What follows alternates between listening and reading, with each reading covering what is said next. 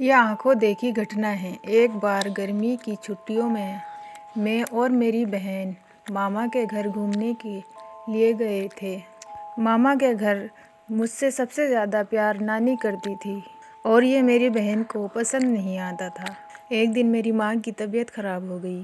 तब मेरे मामा मुझे मेरे घर ले आए और वो भी मेरे घर पर रुक गए।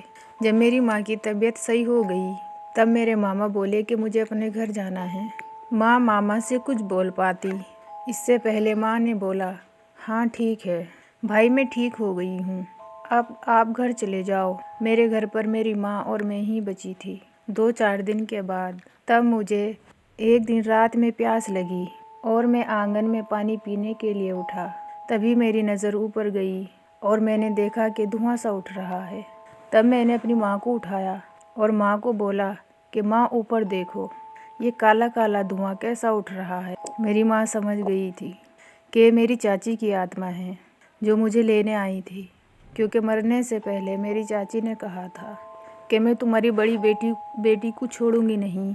मेरी माँ ने मुझे सुला दिया और खुद घर के पीछे जाकर बेर के पेड़ के नीचे बैठ गई और रोने लगी, क्योंकि बकेन के पेड़ पर और मेहंदी के पेड़ पर हमेशा रात को, क्योंकि 11 से 3 बजे तक चुड़ैल और भूतों का साया रहता है और उसी पर चाची की आत्मा भी रहती थी। तभी मैंने देखा कि मेरी माँ के पास बहुत सारी औरतें बैठी है। मेरा दिमाग कुछ समझ नहीं पाया।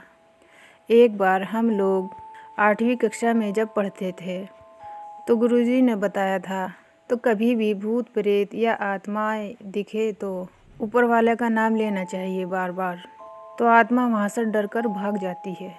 और मैंने वैसे ही किया जैसे गुरुजी ने मुझे बताया था। आज मैं और मेरी माँ और मैं सलामत है। लेकिन जब मेरी माँ के साथ ऐसा हादसा हुआ तब से मेरी माँ को भूलने की बीमारी हो गई थी और थोड़ी डरने की बीमारी भी हो गई और एक कमरे में बंद रहने लगी, क्योंकि बाहर अभी भी चाची की आत्मा दिखाई देती थी।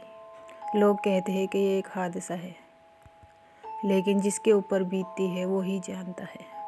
दोस्तों, ये कहानी भी पढ़ो, बहुत डरावनी है।